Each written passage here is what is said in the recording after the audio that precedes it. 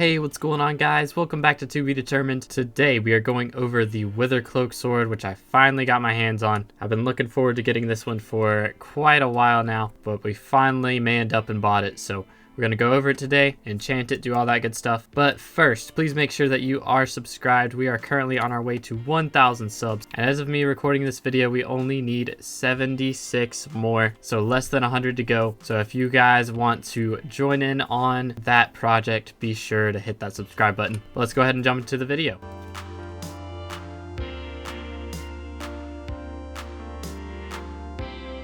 Alright, well, as you can see, we have our Wither Cloak sword already activated. This thing, I actually bought it on the auction house, but I have dropped it in dungeons before. But it's actually not worth it to buy it from dungeon chest, because on the auction house, it actually goes for 4 million coins as of me recording this, and you can buy it from dungeon chest for 4.5 million coins. So unless Paul is here, it's not going to be worth it.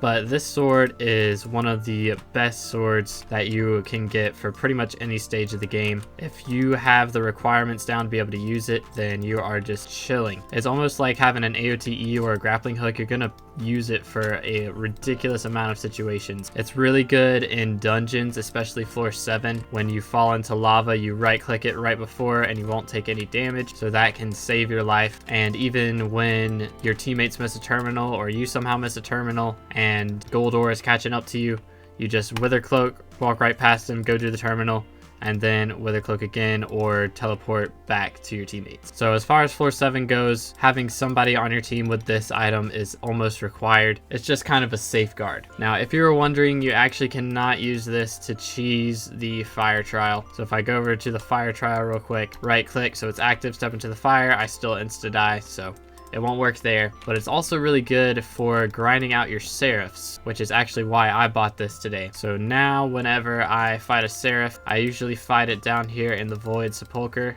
or however you say it. So I'll be fighting them down here, and occasionally they will throw a beacon through a wall where I can't get to it. So you just watch and wait for the countdown, because I have a mod that tells me when it's going to explode. And then you right click right before it counts down and it will block the damage. So there is a bit of pros and cons onto this as well, though, because it does cost 20% of your mana every time that you use it. So you can only use it a maximum of 5 times in a short period of time, but it's better to use that mana than to die fighting something. Another thing that it'll be good for is fighting Thunders and Lord Jawbuses, but while you're using it, you cannot deal damage. So it's just like kind of a turtle mechanism. You're retreating into the shell of creepers and you can't deal damage until you remove them. So your first right click will activate them, your second right click will deactivate them. But you can turn it on, swap to another sword or weapon or something, try and teleport out. But you can see my mana is going down on the bottom right until it disappears. It says not enough mana, Creeper Veil deactivated. So the main thing you're going to want on this sword is going to be heroic as far as the reforges go, just because you're really only using it for mana. It really isn't meant for fighting mobs. You see right here, I do 499,000, which is not bad, but I generally do 265, so definitely not at its best. It's not enchanted, but